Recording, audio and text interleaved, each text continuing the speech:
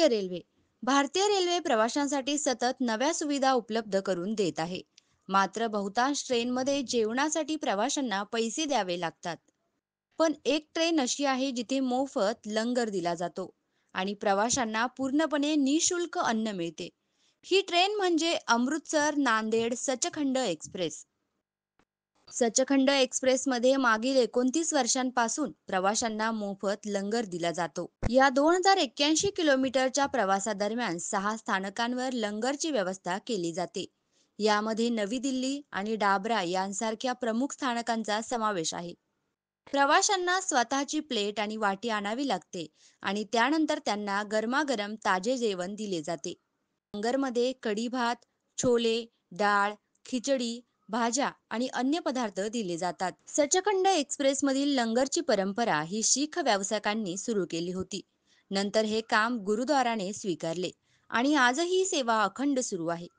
या लंगरसाठी लागणाऱ्या अन्नाचा खर्च गुरुद्वाराला मिळालेल्या दानातून भागवला जातो.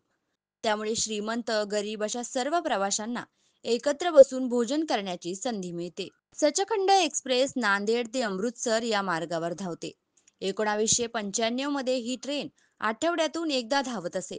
मात्र प्रवाशांच्या वाढत्या संख्येमुळे 2007 पासून ती दररोज धावू लागली.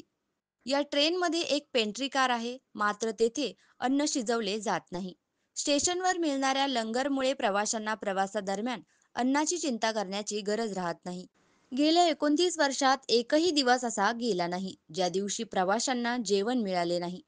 ट्रेन उशिरा आली तरी लंगर तयार ठेवला जातो आणि नोकर हातात ताटे घेऊन प्रवाशांची वाट पाहतात.